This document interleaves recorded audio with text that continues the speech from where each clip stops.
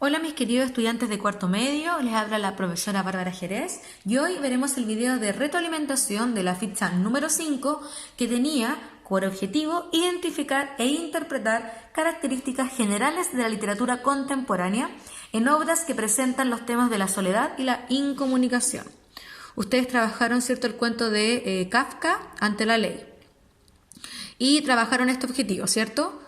Las características de la literatura contemporánea, específicamente estos dos temas, ¿cierto?, en el cuento.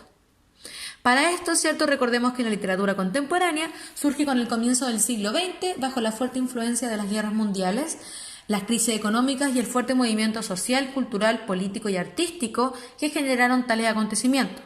Es por eso que a partir de este siglo en adelante la tradición literaria, antes centrada en realismo, ¿cierto?, y en naturalismo, abre pasos a las vanguardias y se ve obligada a reformular lo que hasta ese momento se entendía por literatura. Ya es una crisis y un quiebre completo de lo que se entendía, ¿cierto?, el arte en ese momento y la vida en ese momento.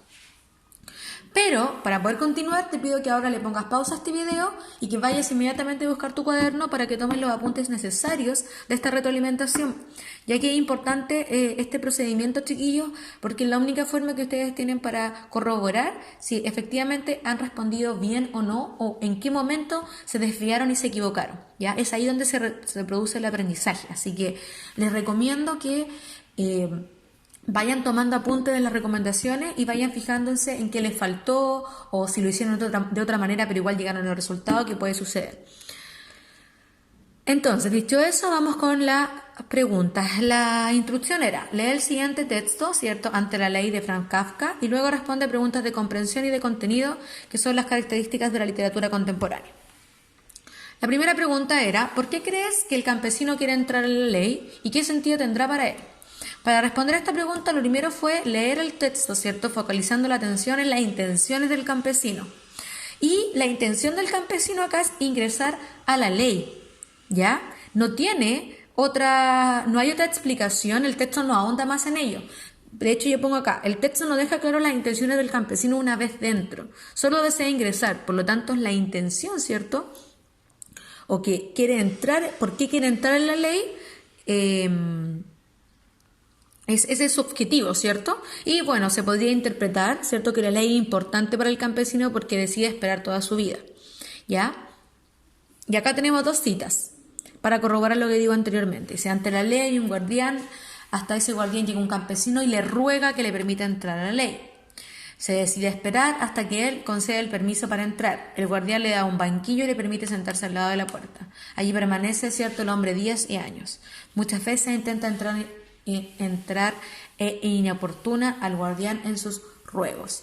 Acá tenemos entonces, en base a la pregunta ¿por qué crees que el campesino quiere entrar a la ley? Como dije, no está claro en el texto, pero sí decía su objetivo es ingresar a la ley y podemos, por lo tanto, en función a estos fragmentos, llegar a la siguiente conclusión.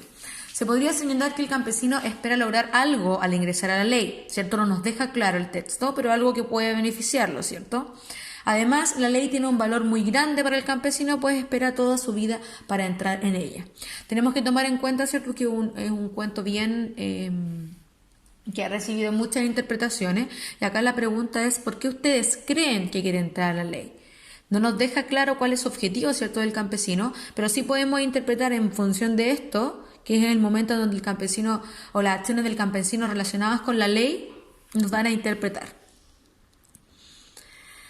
La pregunta número 2 decía: ¿qué representa la ley en el texto? Aplica los contenidos revisados sobre la literatura del siglo XX y fundamenta tu respuesta. Acá tenían que aplicar contenido, ¿cierto?, que es lo que trabajamos en el video explicativo. Para responder esta pregunta, repasé los contenidos de la literatura contemporánea aprendidos previamente.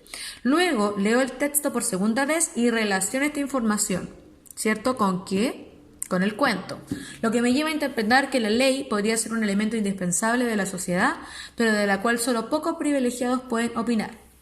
De esta forma, ¿cierto?, la ley representa el sistema sociopolítico que rige a la sociedad, de la cual el individuo común y corriente, ¿cierto?, no tiene acceso, pues ya está todo predeterminado. En este caso, el campesino nos representa, digamos, como al vulgo, ¿cierto?, además que es con un campesino, una persona que se caracteriza quizás por a lo mejor no tener mucha acceso a educación, por ser más de campo, etc.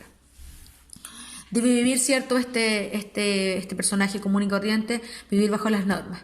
Podríamos relacionar entonces la ley, ¿cierto?, con la ilogicidad del mundo, pues se presentan las puertas de la ley siempre abiertas, pero imposible de traspasar, ¿ya? Ahí tenemos una característica de la literatura contemporánea.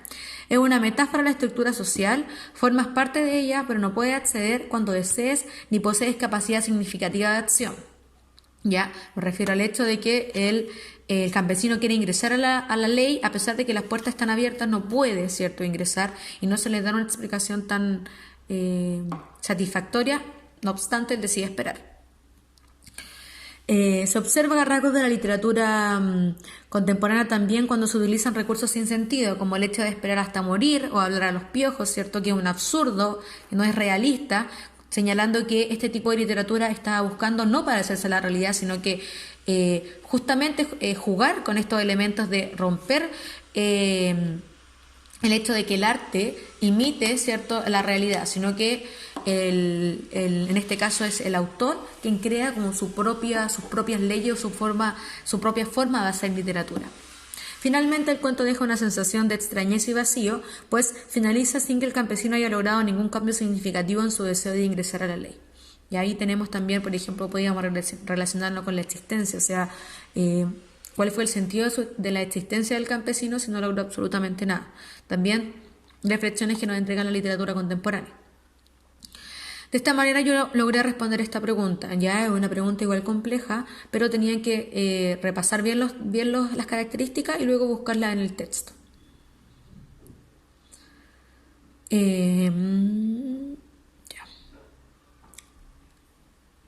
La pregunta número 3 decía: ¿de qué manera se tratan los temas de la soledad y la incomunicación en la obra de Kafka? Explica con citas textuales. Bueno, acá esto se relaciona con el objetivo de clase, ¿cierto?, que dice identificar e interpretar características generales de la literatura contemporánea en obras que presentan los temas de la soledad y la incomunicación.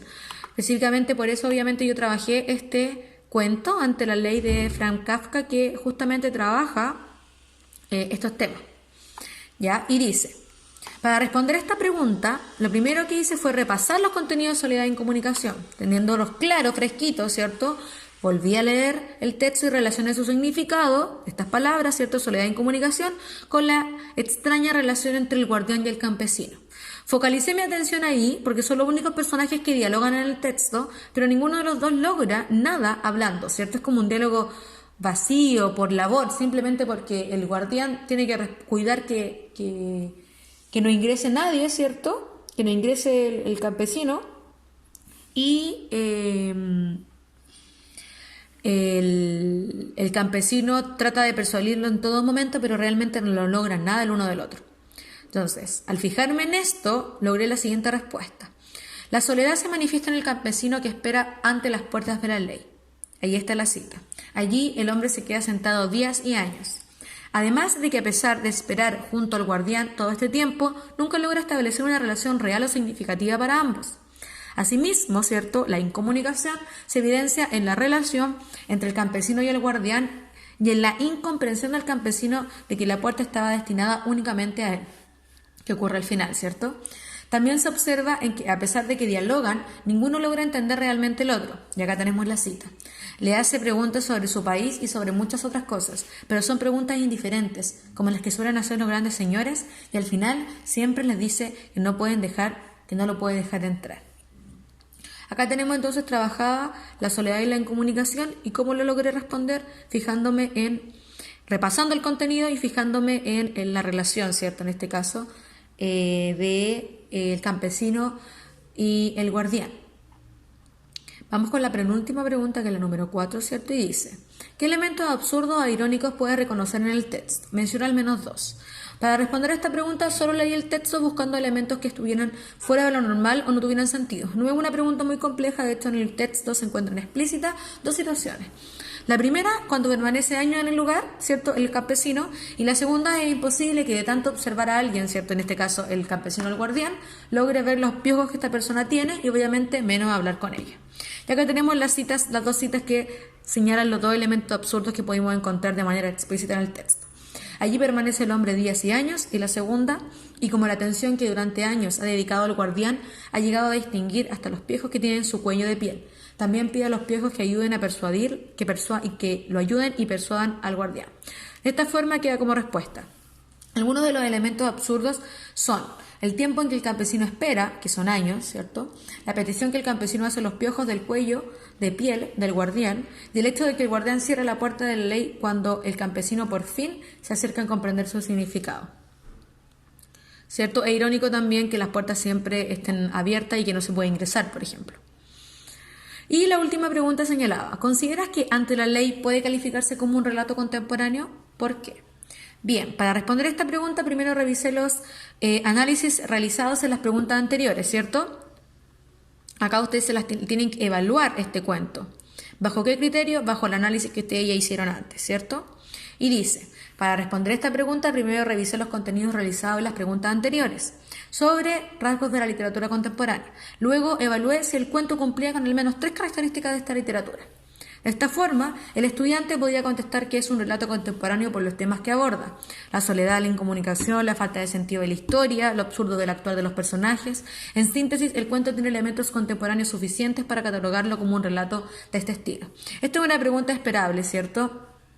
Que ustedes, al lograr identificar las características de la literatura contemporánea del cuento, lo evaluaran efectivamente como un relato contemporáneo. Bien, jóvenes, espero que les haya ido bien en esta guía. Les mando muchos abrazos. Se despide la profesora Bárbara.